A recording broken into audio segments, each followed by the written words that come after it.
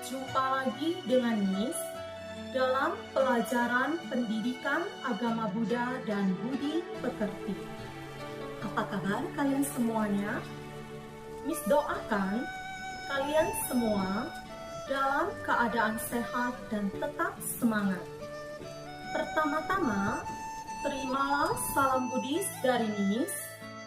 Namo Buddhaya. Ami Tofo. Kita akan mengawali pembelajaran kita pada hari ini dengan memanjatkan Parita Namaskara Gata. Ayo semuanya bersikap anjali. Terpujilah Buddha, terpujilah Dharma, terpujilah Sangha. Arahang sama sambuddho bhagava Buddham bhagavantam abhiwademi Swakato bhagavata dhammo dhammam namasami Supatipanno bhagavato sawaka sangho sangham namami. Sabe satta bawantu sukitata. Semoga semua makhluk hidup berbahagia. Sadu, sadu, sadu.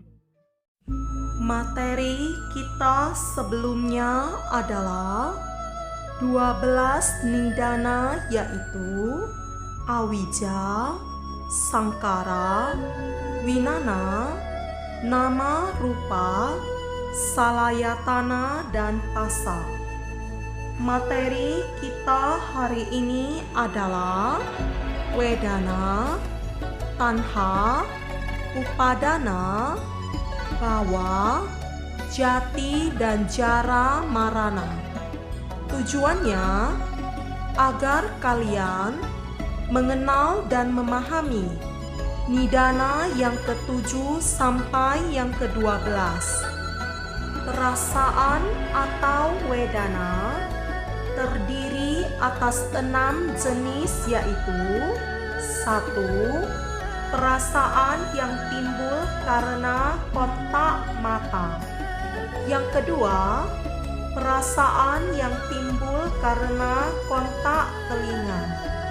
Yang ketiga, perasaan yang timbul karena kontak hidung.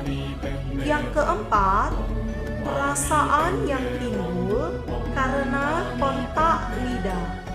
Yang kelima, perasaan yang timbul karena kontak jasmani. Dan yang keenam, perasaan yang timbul karena kontak pikiran. Perasaan mungkin berupa kesenangan atau suka, penderitaan atau duka, ataupun netral, seperti tidak menyenangkan atau tidak menyakitkan. Ketika melihat suatu bentuk, mendengar suara, mencium aroma, mengecap rasa, menyentuh suatu benda, maka ketika pikiran menyadari objek yang didengar, dicium, dan sebagainya, timbullah perasaan. Setiap makhluk kemungkinan memiliki perasaan yang berbeda ketika merasakan objek yang sama. Sebuah objek bisa dirasakan menyenangkan oleh seseorang, tetapi bisa dirasakan tidak menyenangkan oleh orang lain dan netral oleh orang lain yang tidak terpengaruh. Perasaan disimbolkan orang yang terkena anak panah di matanya. Perasaan dapat membutakan dan membuat celaka jika tidak ada pengendalian diri. Nafsu, keinginan atau tanha bersumber dari adanya perasaan. Seluruh bentuk nafsu tercakup dalam tanha. Keserakahan, kehausan, rangsangan, hawa nafsu, kegairahan, hasrat, kerinduan, dorongan cinta adalah wujud tanha. Nafsu keinginan inilah yang menyebabkan penjelmaan kembali, kelahiran kembali yang disertai dengan kenikmatan hawa nafsu dan penemuan kesenangan baru pada zaman sekarang dan selanjutnya, yaitu keinginan akan kesenangan indera atau kama tanha, keinginan untuk terus berlangsung atau bawa tanha, dan keinginan untuk tidak berlangsung atau wibawa tanha. Nafsu keinginan disimbolkan orang mabuk yang terus minum. Ini melambangkan nafsu keinginan yang tidak kenal puas, menuruti keinginan terus-menerus meski membahayakan. Kemelekatan atau upadana digambarkan seperti keinginan yang tinggi kadarnya dan berlebihan. Manusia menjadi budak nafsu dan terjerat dalam jaring yang telah dibuatnya sendiri dari nafsu terhadap kesenangan. Kemelekatan digambarkan seperti seekor kera yang sedang memetik buah-buahan. Walaupun telah mendapatkan banyak buah, namun ia masih tetap memetik sehingga ada banyak buah tercecer. Kemelekatan atau upadana terdiri dari 4 jenis, yaitu 1. Kemelekatan pada kesenangan-kesenangan indera atau nafsu indera, kama upadana. 2. Kemelekatan pada pandangan yang salah dan jahat, ditthi upadana. Yang ketiga, kemelekatan pada kepercayaan dan upacara tahayul, sila bata upadana. Yang keempat, kemelekatan pada ego atau adanya roh yang kekal, atawada upadana. Penjelmaan atau penjadian atau bawa terdiri dari 2 jenis dan harus dipahami sebagai 2 proses, yaitu proses karma atau kama bawa dan proses tumimba lahir akibat kama atau upapati bawa. Kama bawa adalah kumpulan perbuatan baik dan jahat.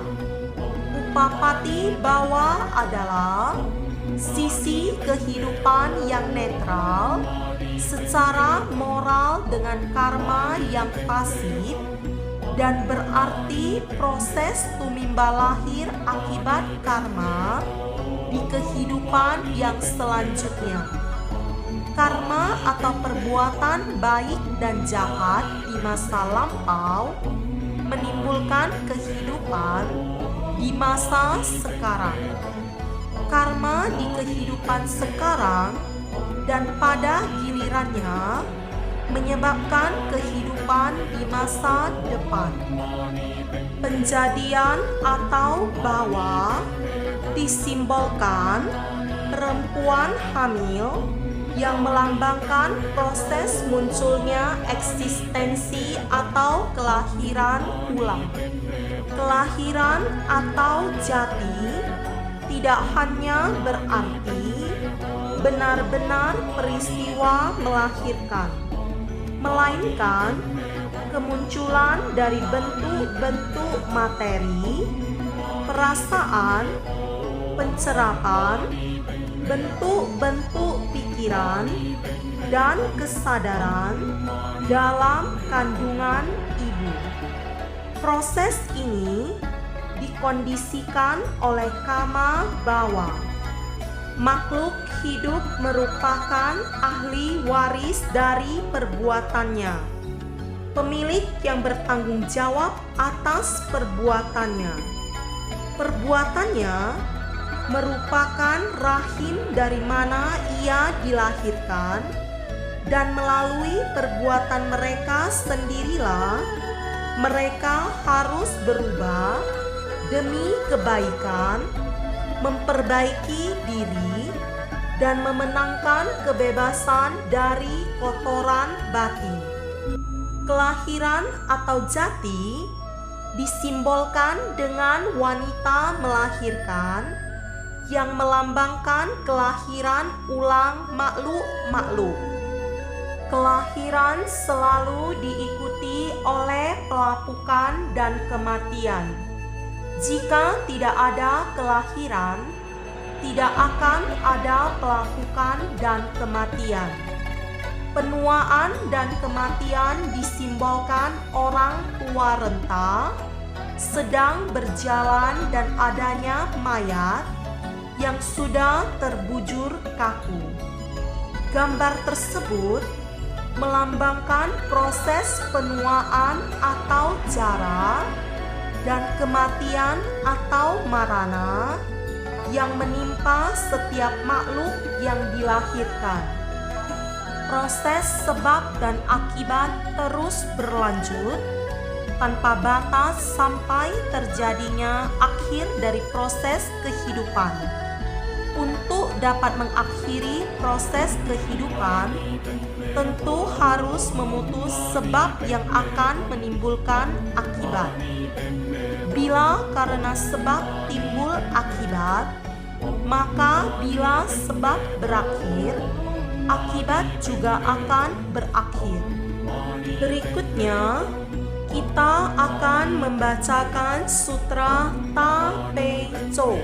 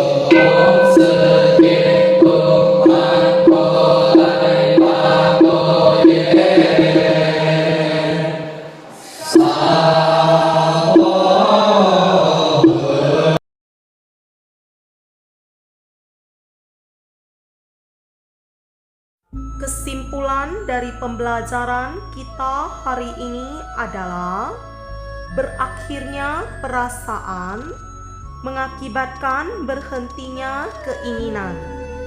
Berakhirnya nafsu keinginan mengakibatkan berhentinya nafsu kemelekatan.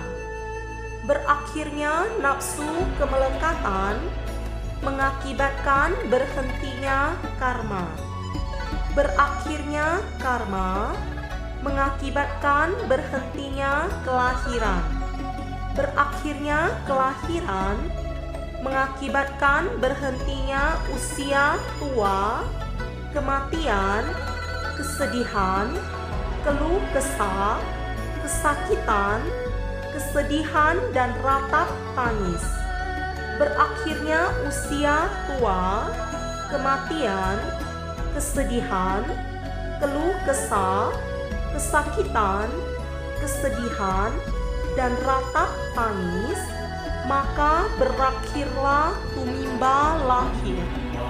Untuk tugas hari ini, kerjakanlah soal-soal berikut ini. Kemudian, bacalah buku agama kalian halaman 223 sampai halaman 228 sebagai persiapan pembelajaran minggu berikutnya. Demikianlah pembelajaran pendidikan agama Buddha dan Budi Pekerti pada hari ini. Kita akhiri pembelajaran hari ini dengan menyanyikan Gatha Bodhicitta. Ayo semuanya bersikap anjali.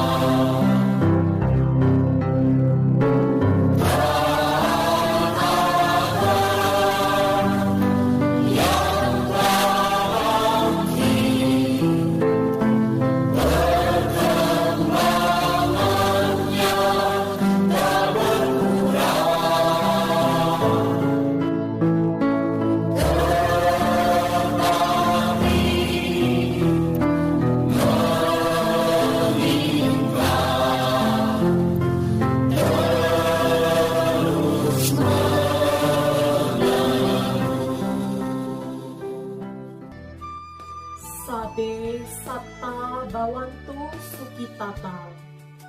Semoga semua makhluk hidup berbahagia. Sadu, sadu, sadu. Namo Buddhaya.